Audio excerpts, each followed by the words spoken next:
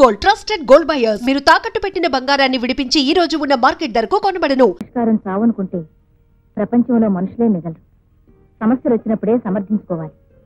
ఇంకెప్పుడు ఇలాంటి పిచ్చి పని చేయకు. అలాగే చూడమ్మా, ఇదిగో నీ పెట్టే. నువ్వు వద్దకుంటున్న ఇంటావిడ పంపించేసింది.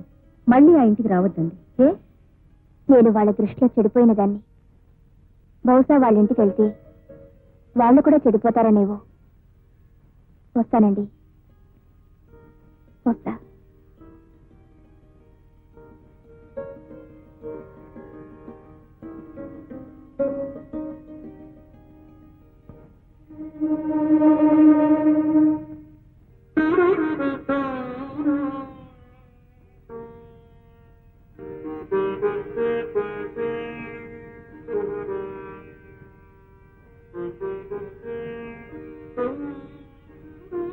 నీకెంత ఖర్చయింది? నువ్వు నా మీద ఎంత పెట్టుబడి పెట్టావు? నువ్వు ఎంత పెట్టుబడి పెట్టినా నా దగ్గర ఉంది ఇది. చూడండి,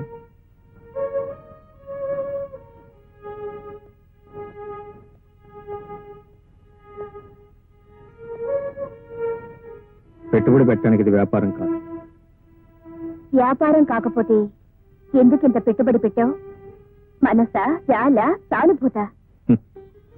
చస్తుందో బ్రతుకుతుందో కూడా తెలియని దాని మీద ఏ వ్యాపారస్తుడు పెట్టుబడి పెట్టాడు? మరి ఈ వ్యాపారస్తుడు ఎందుకు పెట్టాడో? సారీ, మిమ్మల్ని అడ్డం పెట్టుకుని నేను వ్యాపారం చేయలేదు. నా వ్యాపారంలోకి మీరు తీసుకురాబడ్డారు. దానికి దీనికి ఏమిటి తేడా? సావడానికి చంపడానికి ఉన్న తేడా. మరంత తేడా తెలిసిన వాడివి ఇంత రాక్షసంగా ఎలా ప్రవర్తించావు? మనుషుల్లో రాక్షసులంటూ ప్రత్యేకంగా ఉంది. పరిస్థితులే మనుషులను రాక్షసులు చేస్తాయి. నా జీవితానికి ఇది ఒక బ్రతుకు తెరువు అవుతుంది అనుకున్నాను. నా బ్రతుకు తెరువు కొందరు జీవితాన్ని నాశనం చేస్తాను నేను కల్లో కూడా ఊహించలేదు. నేను మనిషిని. నాకు సొంత చెల్లెలు లేకపోయినా చెల్లెలు లాంటి వాళ్ళు చాలా మంది ఉన్నారు. నాకు తల్లి లేదు అన్నా, ఉంది. ఆమె తల్లి కాదు, దేవత. నా ఒంట్లో రక్తం ఉంది కాబట్టి నేను చేసిన తప్పు తెలుసుకోగలిగాను. నా ఒంట్లో నీరుంది కాబట్టి నీ పరిస్థితి చూసి కన్నీరు కార్చగలిగాను. చూడగలుగుతున్నాను. ప్రతి మనిషి ఏదో ఒక పరిస్థితిలో ఏదో ఒక సందర్భంలో తప్పు చేసుకుంటాడు. తన తప్పు తను తెలుసుకున్నవాడు మనిషి అవుతాడు. తన తప్పు తను సర్దిద్దుకోగలిగిన వాడు మానవుడు అవుతాడు. నేను చేసిన తప్పు వల్ల నీ జీవితం నాశనమైంది. మళ్ళీ నీ జీవితం నా ద్వారానే బాగుపడాలి. అవకాశం నాకు ప్లీజ్.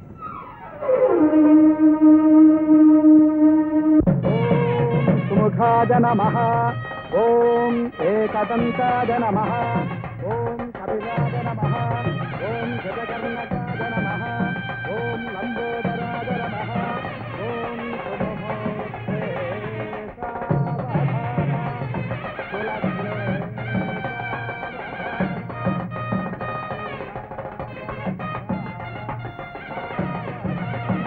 సుముహూర్తే నమస్కారం.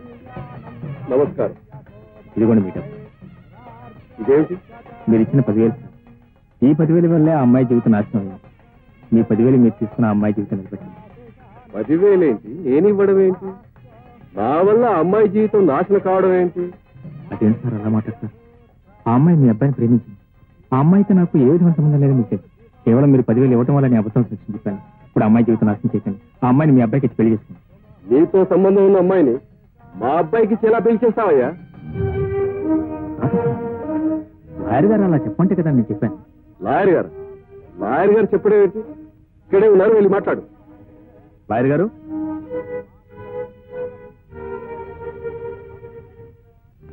ఏమండి లాయర్ గారు, ఈ అమ్మాయికి నాకు సంబంధం ఉందని నాతో అబద్ధం సాక్ష్యం చెప్పించి ఆయనతో 10,000 ఇప్పించింది మీరు కాదు? ఏమిటి శర్మ, ఇతను కోర్టులో చెప్పింది అబద్ధం సాక్ష్యం? ఎవరు సార్ మీరు? నేనేమిటి అబద్ధం సాక్ష్యం చెప్పించడం? ఇన్నేళ్ల నా సర్వీస్ లో నేను ఎప్పుడైనా అబద్ధం సాక్ష్యం చెప్పించడం చూశారు సార్ మీరు? ఏమయ్యా, నువ్వు నేను ఎప్పుడు కలుసుకున్నావు, ఎప్పుడు మాట్లాడుకున్నావు? ఈ కేసుతో నాకు సంబంధం ఉంది, నేను సాక్ష్యం చెప్తాను అన్నావు. సరే రమ్మన్నాను, వచ్చావు, సాక్ష్యం చెప్పావు. సార్, మీకు పిల్లలు ఉన్నారో లేదో నాకు సరిగ్గా తెలియదు. ఆడపిల్లలు ఉండే ఉంటారు. ఒక ఆడపిల్ల ఉసురు మాత్రం పూసుకోవద్దని చెప్తున్నాను. కేవలం ఈ పిల్ల పెళ్లి పాడు చేయడం కోసం నాతో మీరు అబద్ధం సాక్ష్యం చెప్పించారు. ఏమండి ధనంజయరావు గారు, ఏమిటి న్యూసెన్స్ అంతా? న్యూసెన్స్ కాదండి, మహా న్యూసెన్స్. ఆనాడు తన పెళ్లి ఎక్కడ ఆగిపోతుందోనని నేను చంపడానికి ప్రయత్నించానని నా మీద పోలీస్ కేసు పెట్టింది. కోర్టులో సాక్ష్యం ఇచ్చాడని ఏ ₹1,00,000 ఇతని బుట్టలో వేసుకొని ఉంటుంది. ఇప్పుడు ఈ పెళ్లి ఆపేసి నా ఆస్తితో కొట్టాలని చూస్తుంది. ఇదంతా బ్లాక్ మెయిలింగ్ అండి. ఇన్స్పెక్టర్ గారు చూడండి. పిచ్చి పిచ్చి వేషాలు వేస్తున్నావా? మర్యాదగా ఇక్కడికి బయటికి వెళ్ళండి, లేకపోతే అరెస్ట్ చేస్తాను. నిజమే చెప్తున్నాను. కేవలం నా ఒక్క అబద్ధ సాక్ష్యం వల్ల అమ్మాయి జీవితం నాశనం చేయకండి. అంటే నువ్వు చెప్పిన అబద్ధము సాక్ష్యాన్ని దృష్టిలో పెట్టుకుని నేను తీర్పు చెప్పానంటావా? అంటే మేమంతా అసమర్థులు అంటావా? అబద్ధము సాక్ష్యం ఏదో నిజమేదో మాకు తెలియదంటావా? చూడు, అనవసరంగా నువ్వేదో చేయడానికి వచ్చి మరేదో చేయడానికి ప్రయత్నించు. వెళ్ళు, అమ్మాయిని తీసుకుని వెళ్ళు. ఇదిగో జడ్జి గారు కూడా కోపవచ్చు. వెళ్ళు, వెళ్ళవయ్యా. చూడు తమ్ముడు, నా మాట నమ్ము. నాకు కల్పనకు ఎలాంటి సంబంధం లేదు. కేవలం నీకు కల్పనకు ఉన్న సంబంధాన్ని చేకొట్టడం కోసమే మీ నాన్న డబ్బారు చూపించి నాతో అబద్ధం సాక్ష్యం చెప్పించాడు. ప్లీజ్ నా మాట నమ్ము. నాకు ఆ అమ్మాయికి ఏం సంబంధం లేదు. ఆ అమ్మాయి జీవితం నాశనం చేయదు. ఆ అమ్మాయి జీవితం నాశనం చేయొద్దంటావు, మరి ఈ అమ్మాయి జీవితం నాశనం చేయమంటావా? అంత పవిత్రురాలైతే నువ్వే కట్టుకో.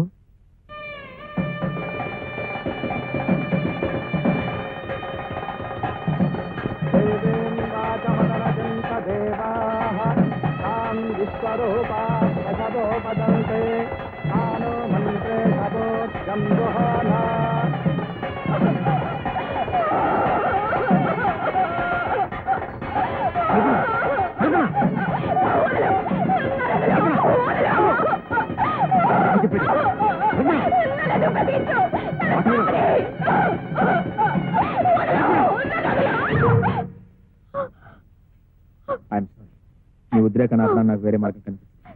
అసలు నువ్వెవరు? నన్నెందుకు ఆపావు? నీకు నాకు సంబంధం ఏమిటి? నువ్వు చావడానికి బ్రతకడానికి మధ్య ఉన్న సంబంధం. లేదు, నేను చావాలి. జరిగింది చాలు. అదే నేను నిర్ణయమైతే నేను కాదని నాకు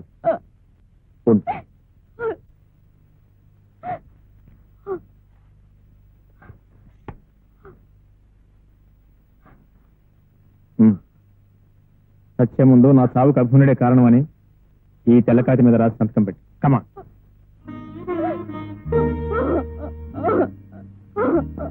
నేరం చేసింది నేను, శిక్ష అనుభవించాల్సింది.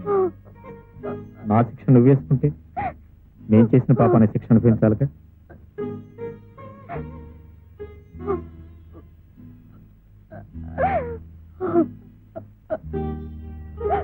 ఏ రాయలేదే? రాయడానికి మనసు రావటం లేదు కదా. రాసిస్తానని ఉరితీస్తానని భయం కదా. నేను ఎలాగో చస్తున్నానో పాపం ఆయన ఎందుకు చంపడం అనే? నన్ను చంపాలన్నంత కోపం దానివి బాధపడటం తిరిగి ఎందుకు ఆగా? నువ్వు మనిషి కాబట్టి, నీకు మనసుంది కాబట్టి, ఆ మనసు మెత్తబడింది కాబట్టి. అలాగే నేను ఒక మనిషిని, నాకు ఒక మనసు ఉందని, నా మనసు మెత్తబడిందని నువ్వు ఎందుకు అనుకో?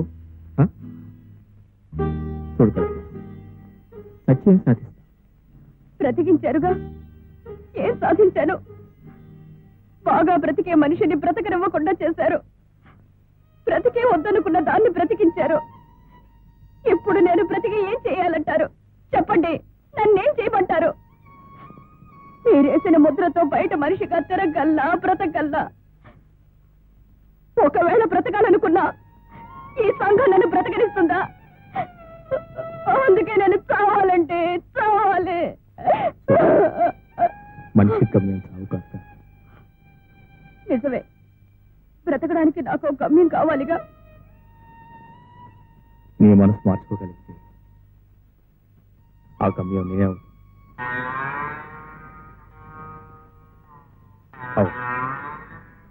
నా వల్ల నాశనం నీ బ్రతుకు, నా వల్ల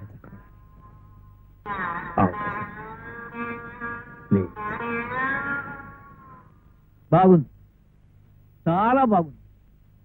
నేను ఇంతవరకు ద్రోహం చేసిన వాళ్ళని చూశాను, నమ్మించి నమ్మక ద్రోహం చేసిన వాళ్ళని చూశాను, తడిగొడ్డుతో గొంతు కోసేవాళ్ళని చూశాను.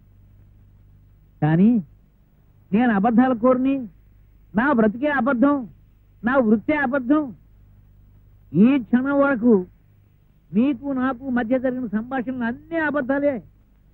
ఇక నుంచి నేను నిజంలో బ్రతకబోతున్నాను, ఒక మంచి పని చేయబోతున్నాను. నాకు మీ సహాయం కావాలని అడిగిన వాడిని నేను ఒక్కనే చూసానయ్యా. నువ్వు మనిషి అనుకోవాలో, రాక్షసుడు అనుకోవాలో, మంచివాడు అనుకోవాలో, వంచకుడు అనుకోవాలో అని నాకు అర్థం కావడం. మీరేమనుకున్నారు? స్వప్న విషయంలో మాత్రం మనిషిని, నిజంగా మనసు ఇచ్చిన వాడిని. నిజం. ఇప్పుడు నీకు ఈ పరిస్థితి వచ్చింది కాబట్టి ఆ పిల్ల నీ జీవితంలోకి వచ్చింది కాబట్టి ఈ నిజం బయటకు వచ్చింది. లేకపోతే నా బిడ్డ బ్రతుకు అబద్ధంలో మునిగిపోయేదేగా. నేను అబద్ధం కావచ్చు, నా మాటలు అబద్ధం కావచ్చు, నా పనులు అబద్ధం కావచ్చు, నేను మీ అమ్మాయిని ప్రేమించిన విధానం అబద్ధం కావచ్చు, కానీ నా ప్రేమ మాత్రం అబద్ధం కాదు. నా ప్రేమ అబద్ధమైనా నేను మిమ్మల్ని మోసగించాలనుకున్నా ఈ రోజు నాకు నేనుగా వచ్చి మీ ముందు దోషిగా నిలబడాల్సిన అవసరం నాకు లేదు. కోర్టు రాస్తూ ఉన్న మీ అమ్మాయిని వదులుకుని కట్టుబడిలో కూడా లేని ఆ అమ్మాయిని పెళ్లి చేసుకోవడానికి సిద్ధపడాల్సిన అవసరం అంతకంటే లేదు. చిన్నప్పుడు ఎప్పుడు మా నాన్న చెప్పిన ఒక్క నిజం వల్ల మా అందరి ప్రశ్నలు నడివెదిరిపాలయ్యాయి. ఆ రోజు నుంచి జీవితంలో ఎప్పుడూ నిజం చెప్పకూడదు అనుకున్నాను. అంత అబద్ధం ద్వారా జయించాలనుకున్నాను, జయించాను. చివరికి నా ప్రేమను కూడా అబద్ధంతోనే జయించాను. కానీ నా మనసుని అబద్ధంతో జయించలేదు.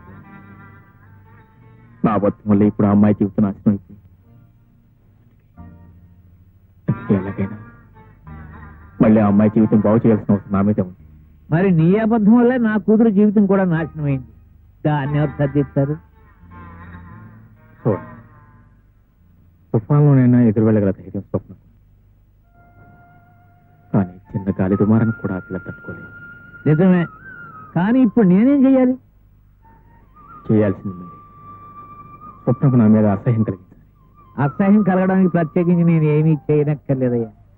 నీ జీవితం ఇదే నీకు తెలిస్తే చాలు, అదే అసహించుకుంటుంది. నేను మారానని, మరో అమ్మాయి జీవితాన్ని నిలబెట్టని ప్రయత్నిస్తున్నానని తెలిస్తే మళ్ళీ మీ అమ్మాయి నన్ను ప్రేమిస్తుంది. అందుకే ఈ విషయం తెలియకూడదు. అవి మళ్ళీ నన్ను ప్రేమిస్తుంది. అబద్ధాన్ని దాయగలవు, కానీ నిజాన్ని దాయగలవా? స్వప్నం నన్ను కాదని మరొకరిని పెళ్లి చేసుకునే దాయాలి. ఇంత జరిగాక స్వప్నకి పెళ్లి చేసుకుని పెళ్లి చేసుకున్నా నేను చేస్తాను. దానికి మీరు సహకరించాలి. స్వప్న హృదయంలో నీకు తప్ప మరొకరి స్థానం లేదయ్యా. అందుకే ఆ స్థానాన్ని స్వప్న హృదయంలో శాశ్వతంగా తుడిచేయాలి. అది జరిగే పని కాదయ్యా. జరుగు. స్వప్న అబల కాదు. తను ప్రేమించిన వాడు నీతి మాలిన వాడని తెలిసినా, అబద్ధాల కోరని తెలిసినా, పచ్చి జోదగాడని తెలిసినా, వ్యభిచారని తెలిసినా వాడి కోసం పిచ్చిపోయి తలపగలు కొట్టుకునే మనిషి కాదు. పైగా అటువంటి మగాడికి బుద్ధి చెప్పాలనుకునే మనిషి. వాడి కళ్ళ ముందు ఇంకొకరిని పెళ్లి చేసుకుని సుఖంగా జీవిస్తూ తన వ్యక్తిత్వాన్ని నిరూపించుకోవాలనుకున్న ఆడది. స్వప్న విషయం నాకు బాగా తెలుసు. మీరు నాతో సహకరించాలి. స్వప్నం మీ కూతురు. పొరపాటున స్వప్న కన్నీరు పెడితే తుడవటనే తల్లి ఉంది, ఓదార్చని తండ్రి మీరున్నారు.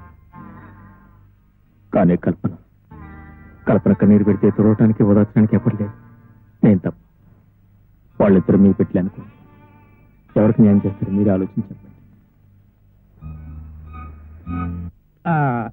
ఎప్పుడొచ్చావమ్మా?